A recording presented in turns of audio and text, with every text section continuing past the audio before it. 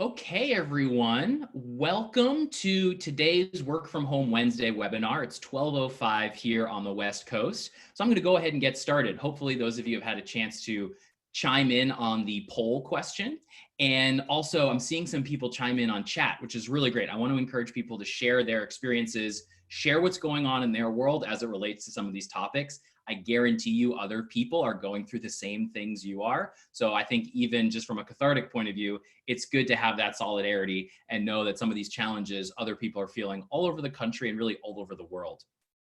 Quick reminder, today's webinar will be available online at oakenreads.com/remote-work, as there is a lot of other material we're gathering every single day to help you and your teams make this adjustment to remote work. So go ahead and check that out. We just added more information last night. This will be up later today. So we're trying to make it a resource that's available for everyone. So go ahead and share that with anyone that needs some thoughts, tips, ideas, questions to work with their teams on as it relates to working from home. Today's workshop is all about daily rhythms, which I think is something that we've all experienced a disruption in. So let's jump right into the workshop. Again, this is presented by Oaken Reads, where we do interactive training. This is part of our wheelhouse, working virtually and training people on the skills they need to communicate and collaborate under uncertainty. Just so happens that the uncertainty we're feeling now isn't just necessarily company related, it's global related. All of our workshops are done online too, which we're doing a whole lot more right now. So we work with a lot of different companies. I got to plug the company, right? Because I run the whole thing. But regardless of what industry you're in, we do training on manager skills, public speaking skills, interviewing skills, working remotely skills. Like today, we're offering these free bits of content to kind of remind people that this is a skill that's useful regardless of the scenario.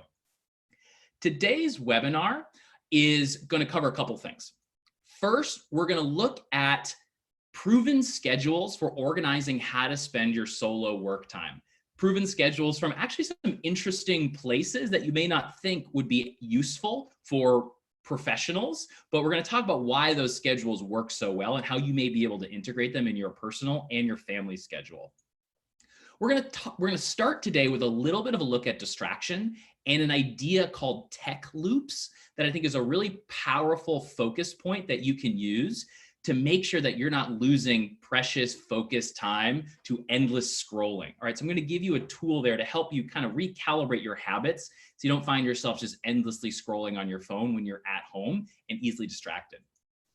And then finally, I'm going to give you a bunch of ideas on how to balance work and personal life when you're stuck at home with your kids. Content ideas for the kids, content ideas for both of you, structures, planning, thinking about focus, whole bunch of stuff there, which I think hopefully we'll get a lot of interaction on. I'd love to hear if other people are doing similar things, because this is something I was talking to some experts, some childcare people, also some child entertainment folks, which I'm excited to share too, about how they're reacting. Also educators, a whole bunch of people coming together, really those communities really deciding to provide a lot of great resources right now when people are in a tough spot.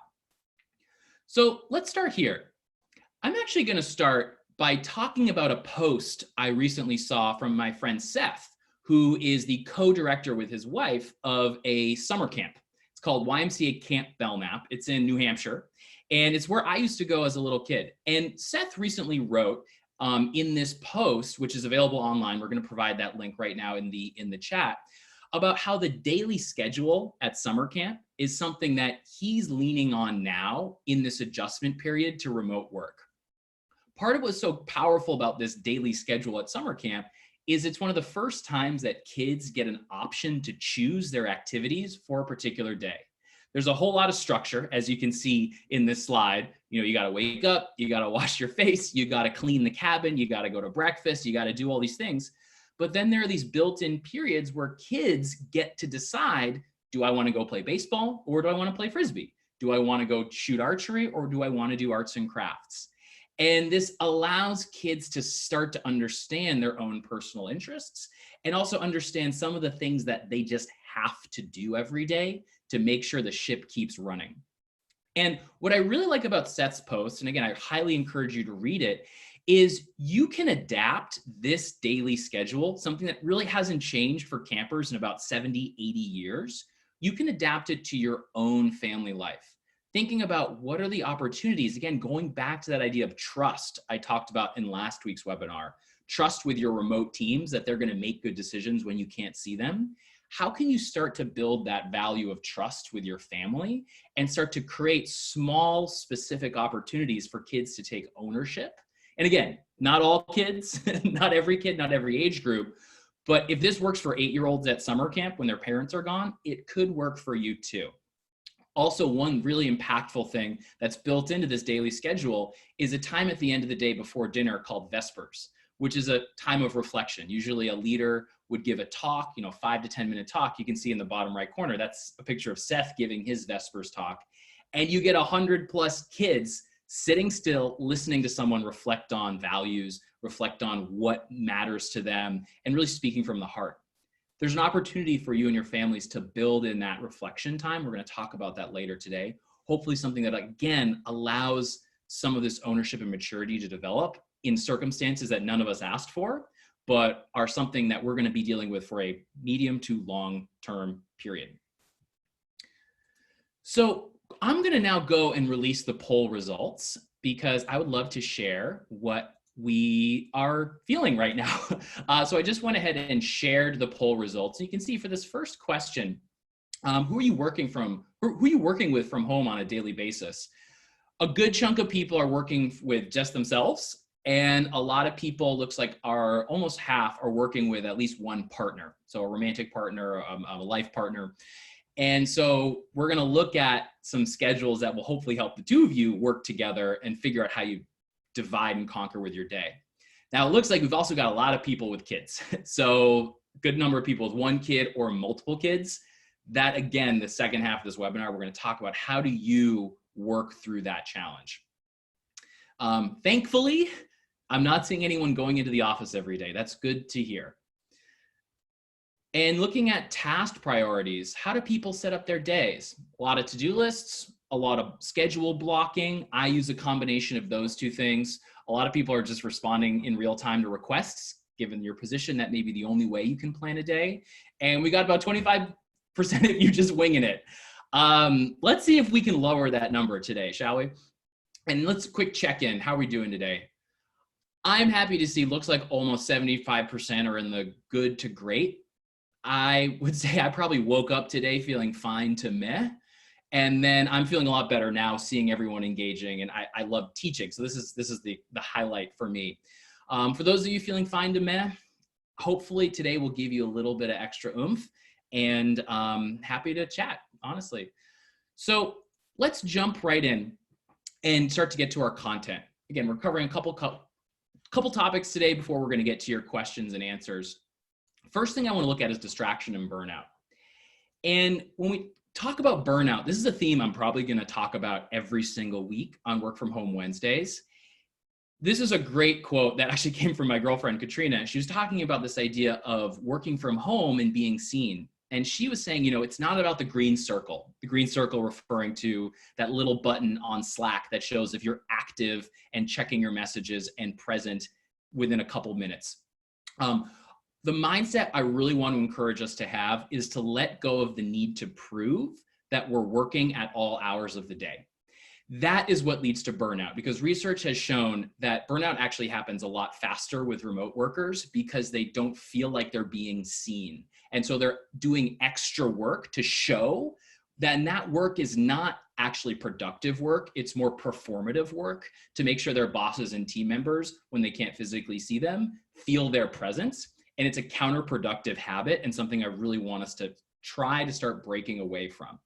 And I'm going to continue to give you tools for this as we go, but I want us to have that mindset and remind ourselves to take care of ourselves. And it's not about showing, it's about, again, that concept from last week, a results-only work environment. Prove it by creating good outputs. Don't put on a show just for the sake of being seen. So another idea with burnout is this idea of a tech loop. And I want to credit my friend and colleague, Alexis Hasselberger, for writing a great post about this. Again, we're going to share this in the chat as well. I highly encourage you to read this post. A tech loop is something I'm sure everyone has, but maybe we haven't actually addressed it yet. So a tech loop is essentially the cycle of sites, apps, and platforms we check regularly, often and religiously.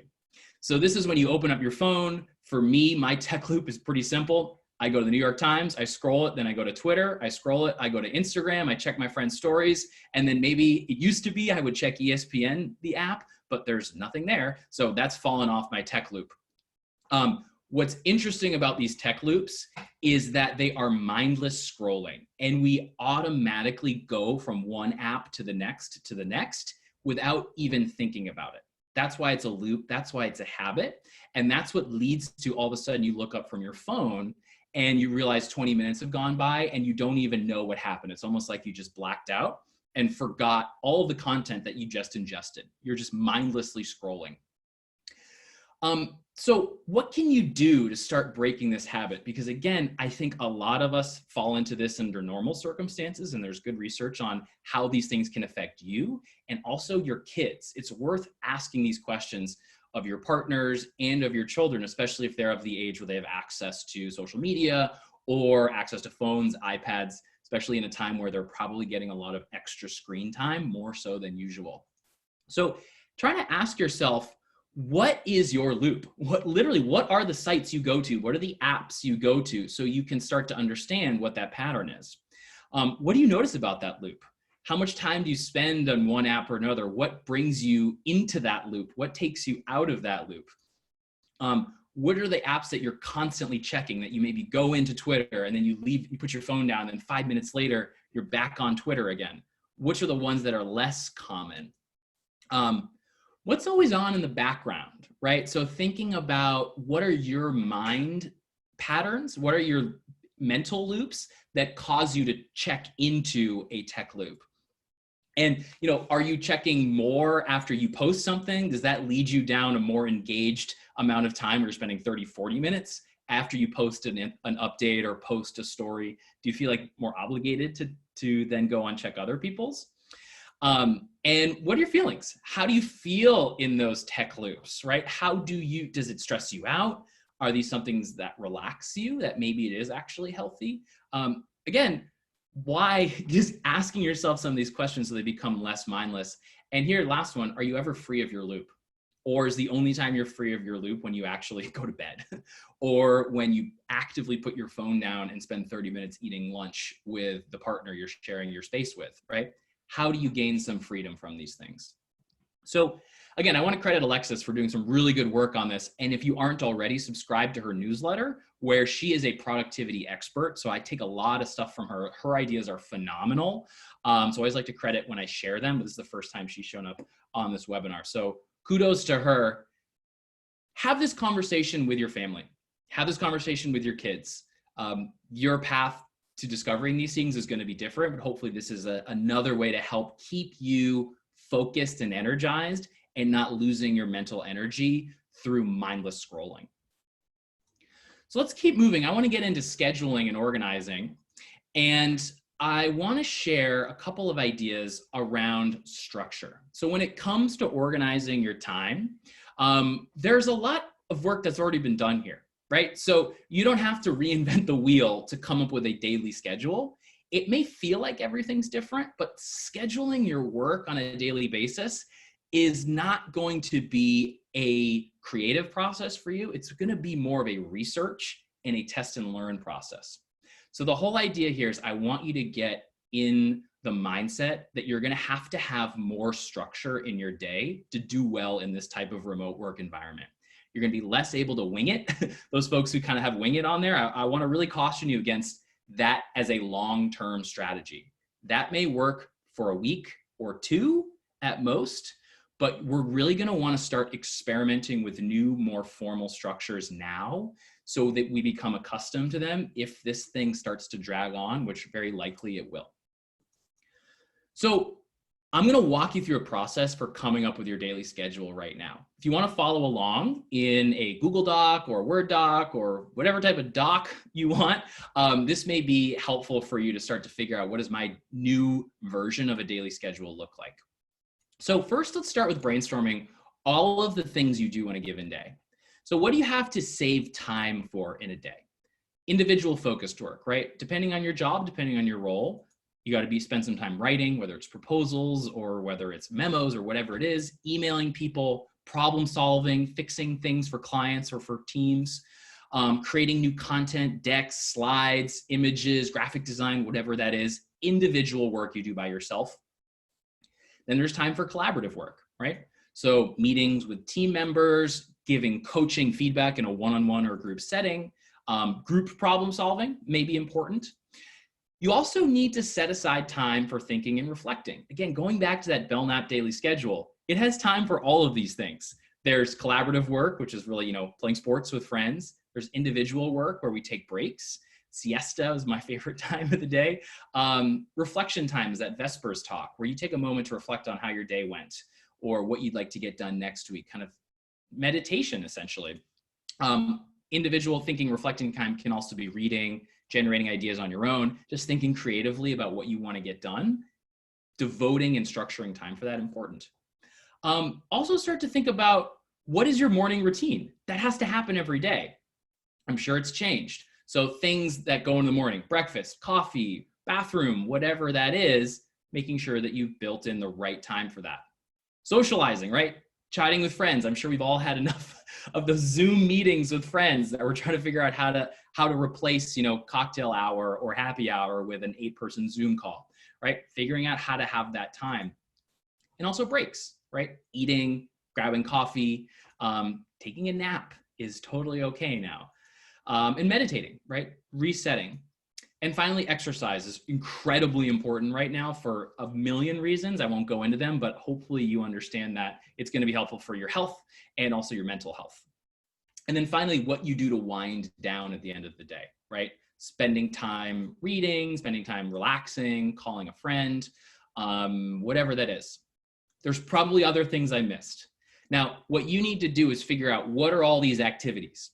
I do this work every week on Friday, where I think about all the things I need to get done, and then I go to the next step, which looks at diagnosing your work habits. So when I worked in workplace strategy, where I would help companies design office spaces to fit the types of work that they did, this was all the work we would do on a team and company-wide level. But it's also really important work for you to do as an individual to understand when and how you do your best work. Now, as a workplace strategist, what we were aimed and tasked with doing is creating spaces in a physical office that allowed for all these different types of work. Now, the problem we're in right now is our physical office is our home. So what we really have to work with, instead of picking, do I do this work on the couch or in my bed or at my dedicated workspace, that's not really that helpful. Instead, we really want to work on time and sequencing as the thing we can control in establishing our daily schedule. And I want us to get back to this idea of a results-only mindset. And in that results-only work environment mindset, we have to free ourselves of this idea that we have to do things the same way we did them in the office. I want us to have this mindset, there's no correct time to do something.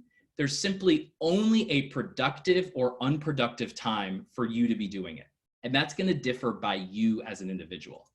So questions you want to ask yourself to start thinking through some of these deeper work habit questions are, what circumstances allow me to do my best work, right? Maybe those have been really impacted by the fact that kids are here, by the fact that you're stressed out. But again, in an ideal scenario, what are the things that you need to do your best work? And how does that differ depending on the type of work? Go back to that brainstorm. What's the best scenario for checking emails versus the best scenario for heads down putting together a proposal, right? Those are going to be different. Think about time of day and how you do at different times of the day, right? What are things you're great at in the morning? For me, I love to get proposals out to clients in the morning. It feels like I'm taking something off my chest and I'm giving the client time to react and I don't have to worry about it. I do writing and proposal creation in the morning. In the afternoon, I'm usually a little more tired. So that's when I'll check emails. That's when I'll kind of do administrative tasks like checking my invoices and all the kind of run the business type stuff. I don't need as much focus, but I still need to do it. So I like to do that sort of towards the end of the day. In the evening, I like to relax, right? But sometimes I'll work in the evening when there are no emails, because that's when I can do really good content creation if I have that creative burst. Again, there's no right time now because there's no 9 to 5. So you could have a completely different set of expectations. In the morning, that's actually when you want to spend your own personal time. That's when you want to go exercise. That's when you want to take your walk, do all your cooking, and then save all of your individual work for the middle of the day or late at night. Who knows, right? It's up to you. Thinking about solo versus collaborative work patterns, right? When do you and your teams expect to have heads down time, and when are your meetings? So this is, again, something that is up for negotiation. You don't have full control over it, but thinking about, all right, we have our team check-in at 2 p.m. What do I want to be doing before and after that, right? Starting to build structure around that. And then really important, ask yourself the question around your own focus abilities. Do you work the best when you have an extended period of uninterrupted work time? Or do you have short bursts of focus, right? For me, this differs depending on the type of work I'm doing, right? So I need extended time for content creation, and I need short bursts for doing client type work, right? Again, that's just me. So you could be very different. And so I'm actually seeing a really interesting question from Rick. I want to jump in on this. We've been asked to work 9 to 5. Should we ask for a variance? Now, Rick, I don't know exactly what your particular job is, but I think it's worthwhile to ask the question, what's expected from 9 to 5 and what's expected that we can add flexibility there. Because I'll be honest with you, if you have to be on meetings all day, having a core work hour is going to make it a lot easier for scheduling those meetings. But if you're a person that does your best writing at 11 o'clock at night, to me, there's not a good reason right now to force someone to do that at an hour of the day that's traditional. Because again, we have this flexibility right now. Let's use it. Again, happy to talk more about that in the Q&A section at the end of the day, but I really feel strongly about this. Let's transition a little bit to kids, which is how we're going to spend a bulk of the rest of this workshop. I keep asking every week, what's on your mind? And multiple people have talked to me this week about how do I deal with my kids at home? Now, I'm going to preface this by saying I do not have kids, but I was once a kid, and I've talked to a lot of people with kids. And I also have some ideas around working alongside distractions that can take the form of a child. So I'll kind of preface it there. So again, take this with a grain of salt, and I'm really curious to hear what your thoughts are to some of these ideas. So when it comes to kids, I think we got to step back a little bit and think about what are our goals here? It can't just be to keep our heads above water. We need to have a little bit of perspective because this is going to be a situation that doesn't go away next week. So our primary goal is balance. How do we balance my productivity with my family and childcare responsibilities? How do I balance it so I don't burn out, right? That's just sort of basic. We need to maintain mental and physical health. Now, I would encourage us to think about what is our stretch goal when we're working from home with kids? What's the thing maybe we can't get done right now or next week or maybe even this month? But down the line, if we're still in a scenario like this, how can we use some of these flexible scheduling strategies to allow the moments we have with our kids to be even more impactful and meaningful, right? To allow us to be mentally present for lunchtime with our kids or for the afternoon arts and crafts time, so that this time with kids becomes something that is actually kind of a strange benefit and great family development time, as opposed to always stressful. Now, again, we can't do this all the time, but I think it's worthwhile to kind of flip our thinking there and think about how can we use the fact that we're at home with them as a way to be targeted and present when we do spend our time with them. So what I want to have as our approach here is building a custom family schedule. I'm going to give you a really simple framework for thinking through that.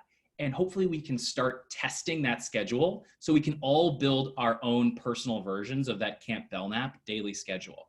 And it's something that we can reflect on and improve every single day. So we start to understand, when the meltdowns are going to come, when we have to typically adjust the schedule so we're realistic with these schedules. And again, the whole point is adding a little bit of regularity and rhythm so that not everything is out of our control when a lot of things are right now. So things to consider, I want to set these aside. Some of these ideas around safety, around parental supervision, ultimately you're still in the house. So when I say like low supervision, I'm not saying you're going to leave, even though you probably can't. So there's always needs to be backup plans. If a kid can't deal with something, or if there's a meltdown, or if there's an emergency, you're still there in the house, right? I'm not saying you're going to completely walk away. I do want to acknowledge that doing this as a solo parent, a single parent, makes this a lot more difficult. So what I'm suggesting here is something that is designed for a solo parent and becomes easier if you have a partner. But again, solo parents are still having to do this, and it's really difficult. So I want to acknowledge that. And depending on your kid, your child's age, maturity level, blood sugar level at any given moment of the day is going to define a lot of this. So there's always a need for a backup plan. And also children with special needs. This is an idea that is sort of simple, but if your child has special needs, it may require a radically different approach that I am not prepared to offer you right now. So you're definitely going to be the best expert on that. So I just want to acknowledge that right off the bat. So this is an idea I came up with this week. It's this idea of parallel focus. And so the framework is, with your schedule, you want to match the level of required supervision with your level of required focus for the work you want to get done in that hour. So again, going back to that mindset, you can do your work whenever you want to now. There's no correct time, there's only a productive time. And so you don't want to be matching up the most focused individual work with the times in the day when your child needs the most supervision. So the way to do this is go back to that brainstorm of all your activities. And now let's start to categorize the activities that you have to do on a given day. So ask yourself, which of these activities take your personal highest level of focus? And then which are some of the activities that don't take as much focus, right? For me, that's emailing. For me, that's, invoicing. For me, that's, checking, proofreading. Sometimes I can kind of come in and out. Think about timing. Again, go back to that question. What do you have to do in the morning? What are the meetings you have to go to in the afternoon? When are these things going to need to happen? And then match those up with activities your kid is going to be doing, right? Go through that same process, write down all your child's activities and ask yourself, which are the ones that I need to be 100% present for? And then which are the ones that are self-directed, right? When I put Frozen 2 on, they are glued to that screen for as long as Disney Plus is still running, right? So that requires a low level of supervision, screen time like that, or interactive activities that they are super engaged with and can do on their own. And again, if you're with a partner, start to ask yourself, start to sort these things, right? Where do our work activities overlap? Can some of them be higher or lower focus for me or you? And then what are the things we all want to do together? Which are the things that maybe you'll take on, or which are the ones that I'll take on? We can kind of divide and conquer. And then again, this sounds very businessy, but how are we going to measure the success of our schedule every single day? Are we literally going to maybe check the boxes for each hour and say, all right, from 9 to 10, we did what we said. And from 2 to 3, it was a meltdown and we did not get there. So today we were, 8 for 11 for our scheduled hours. Something like that to kind of see which of these daily schedules are working for you, maybe which are the ones that aren't good versions. And then, so once you've kind of figured this stuff out, take a shot at writing out a sample schedule. And it's not going to be perfect, but you're going to have a chance to review it and revise it every single day. Here's an example that I came up with. So your schedule, think about what's the kid doing, and then what is the parent doing? And for the kids' activity, how much supervision is needed versus how much focus level is my activity requiring work-wise, and match them up. So for example, you're going to eat breakfast together. It's not a work activity. But then from 8 to 9, just like in the Belknap schedule, you're going to get the kids to do a little house cleaning, right? A daily chore. If they're sweeping the kitchen, that probably doesn't require a ton of supervision. Again, I'm assuming here. And that's a situation where you can do your email. That's a medium level of focus. Zooming ahead, you get an arts and crafts video on from 10 to 11 a.m. They are glued to the screen. They are gluing buttons on and having a blast. That's probably your best time to have a team meeting where you have that maximum focus. And then maybe schoolwork they need a little help with. So you can be sort of present in foot in both worlds with email and kind of catching up on that team meeting. So medium levels of focus match up. Look to the afternoon. I'll call out a couple things. Nap time, build that in for sure. And that may be a great time for you to get your heads down work done. That's a high focus level while the kid is sleeping. Exercise together. That's fun. That you can do that as a group. And then again, this kind of block of schoolwork and maybe TV or video game time when they're really engaged, that's when you can get some of your solo work done with a high focus level, kind of matching the low supervision to high focus level. I would recommend every night at dinner, that's your moment to talk about how today went and talk about the plan for tomorrow. Make that part of your dinner conversation. And what you can do is start to use that as an opportunity to get the kids engaged and doing that same type of reflection. Again, I really like keep, toss, create. Keep, what we really like from today, we want to do tomorrow. Toss, what didn't go well that we're not going to do again. And create is what's something we wish we could have done today that we can try for the first time tomorrow. Get the kids engaged, get ownership, get feedback, and again, try again tomorrow, right? Having a structure allows us to have something to measure ourselves against, so it isn't so much winging it. So again, with this idea of parallel focus, I really want to encourage you to not be afraid of being weird. Like take your big break in the middle of the day. Again, with Rick's question, this is your opportunity to be creative and personalized, because that 9 to 5 schedule should not be a requirement now if we're going to a results only work environment. Do the family activity in the morning, right? Have that big crafts thing that everyone gets involved with, or go for a walk at 9 a.m. when typically you'd be commuting in on the train, right? There's no reason you can't do that now. Or do your solo work in the middle of the night. Maybe some of us already do that. That's a great focus time when everyone's asleep. Take a nap at nap time, right? Naps are okay if you're working from home. In fact, I highly encourage them. Always be evaluating and adjusting, right? Every dinner or whenever you decide that family meeting is, have that keep, toss, create. Get the kids included. What did they like? What do they want to do differently? Get them feeling that ownership. Again, going back to that Belknap schedule, having kids have an option to choose makes them so much more engaged, right? That's a classic change management framework that I use for teams. It works for little ones too. Have a place where you all brainstorm together, right? If a kid has an idea, have a big flip chart. Again, maybe you don't have a flip chart at home, but maybe big construction paper where kids get to brainstorm ideas for what they want to do tomorrow. You can make a Monday, Tuesday, Wednesday, Thursday, Friday in big letters. They get to color on it and brainstorm. Whatever you want to do to make sure that it's more interactive and creative for the kiddos. Get the kids taking ownership. And by that, you may want to go back to that same kind of values conversation I recommended you have with your teams. Have that with your family. What do we value as a family? How do we show trust? How do we show that as a child, you're taking ownership of some of the things we're asking you to take on? How do we show support? How do we work as a team? How do we show empathy for each other and be patient? And how are we inspiring each other to be creative? The same kind of conversation you can have about what behaviors demonstrate team values, you can have with your family as well. Maybe not as explicit or strict, but it's still a useful framework. And then always be rewarding with good behavior. Same with giving positive feedback. Again, we talked about that last week. Positive feedback for beginners, especially as we're trying new things out. Give positive feedback whenever possible to reinforce those good behaviors and figure out a way to reward that, right? I wouldn't recommend giving a spot bonus to a 4-year-old, but the spot bonus could come in the form of extra screen time, a toy, a little bit of extra ice cream, who knows?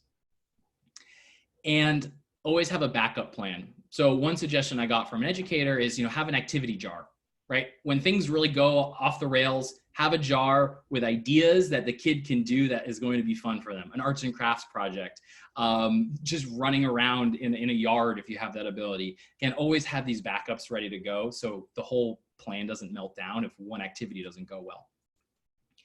And also, I would encourage you to share these custom daily schedules with your work team to a degree, right?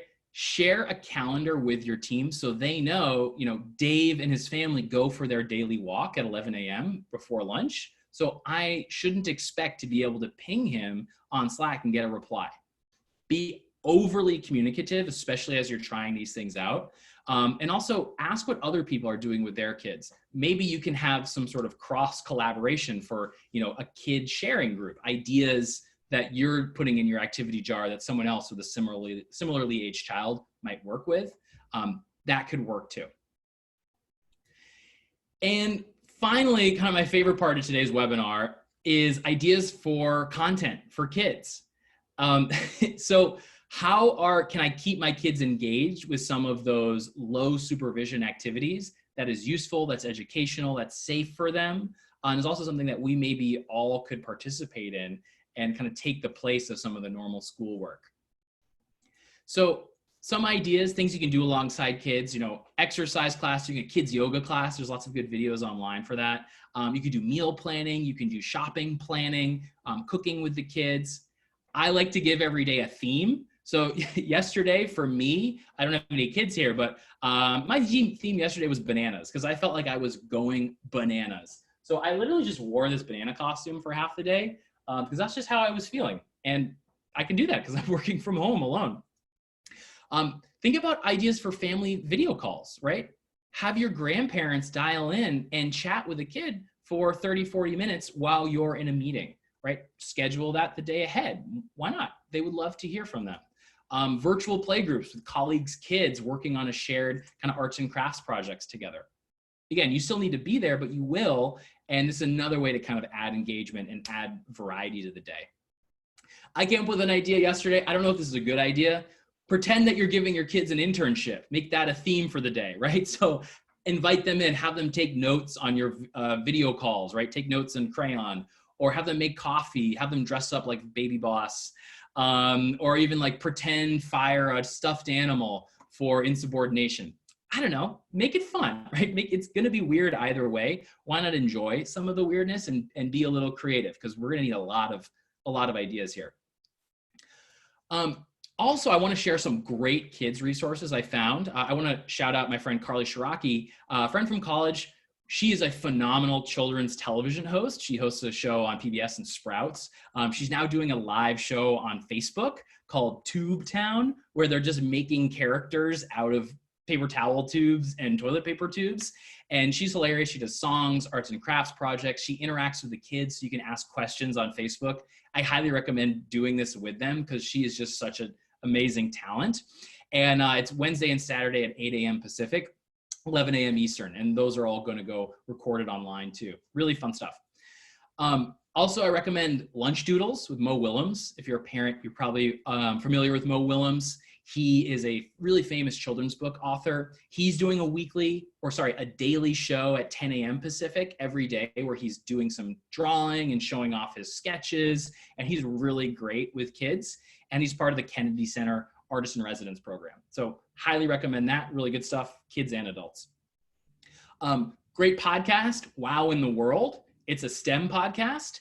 And they just released a daily podcast for kids. It's sort of a game show, which is specifically designed around this work from home scenario where a lot of kids don't have regular school. So they're kind of creating these activities that you can do along with your kids or self-directed.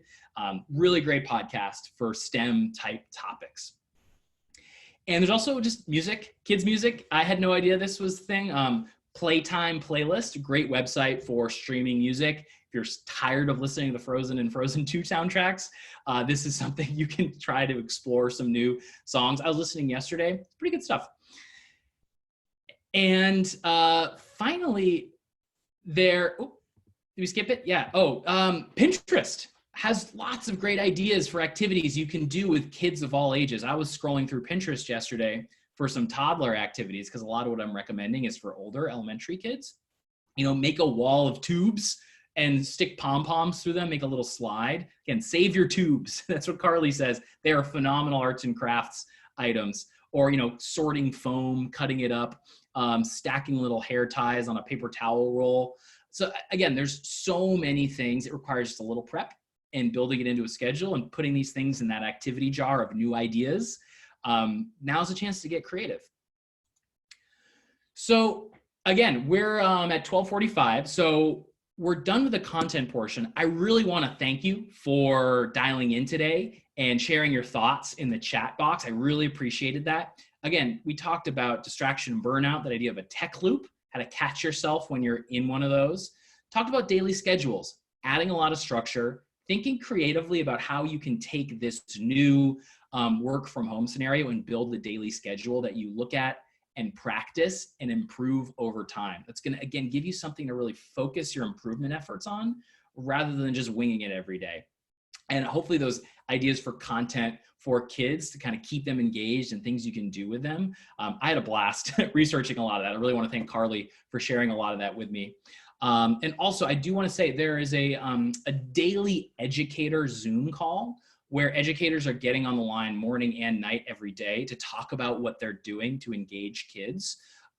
If you're interested in that, if you are an educator or if you find yourself kind of playing that role, message me, email me, Dave@OakenReads. I'll get you set up. Hopefully you can join that as well. I'm going to jump to questions. I do know some people have to go. So I want to remind you this recording will be available online. And also, please sign up for next week's Work From Home Wednesday right now. Athena's going to put that in the chat. I'm going to be announcing the content on Friday for what's going to be our April Fool's show. Don't worry, it's not going to be a joke, but we'll maybe work something in there. Sign up today so you don't miss it. Again, same time, same place. And thanks again for joining in today. So let's go ahead and get to questions. I'm going to open up the Q&A box. We got a couple here. Got a question around sharing pictures. You know, how do you share pictures as a group without having to jump around? I would recommend, screen sharing is probably your best way to do that. But there's also like all sorts of like Google Photos, different photo book apps out there that I would recommend. I can do a little more research on that, but I think screen sharing is going to be the easiest way you can kind of share in a Zoom meeting. And we have a question from Rhonda, answers to the poll questions. With all my after work activities canceled, I can't seem to keep track of what day it is. Rhonda, I feel the same way. It is a weird time we're in, and it feels like days are both longer and shorter at the same time. So stick with it. I hope things change, but again, building structure and habits that we're talking about today will help keep that rhythm coming again. So Tuesdays are this type of day. Wednesdays, Thursdays, start to regain some of that rhythm back in our lives. So it looks like those are the only questions we have. So I'm going to go ahead and wrap things up. Again, quick plug for our company, Oak and Reads. We do interactive training on soft skills like remote work, like feedback skills, like coaching skills. We do all of these workshops on Zoom. So anything that you're interested in, check out our website. We do a lot of different topics. We'd love to chat with you about bringing this content virtually to you. And finally, again, quick plug. We will be posting this on social media. LinkedIn is your best resource where we're staying on that. And we'll also be posting this video on our website, oakenreads.com. And please reach out to me, Dave@oakenreads.com. I've had a lot of people reach out over these past few weeks, which is really the whole point of doing these webinars. I have a big list of topics. And if you want your topic to be on that list, you got to email me. So otherwise, I don't know.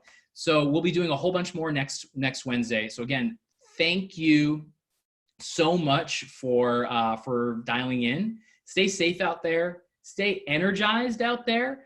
There's a lot of opportunity for creativity in a weird and strange time like this. So when you get stuck in that rut, remind yourself that you can start designing your day how you want to and dive in and spend your energy there. Try to get it away from just endlessly reading the news. There's things we can control, and hopefully your day is one of them. So again, thanks again for everyone dialing in. I will see you here next week, and stay safe out there.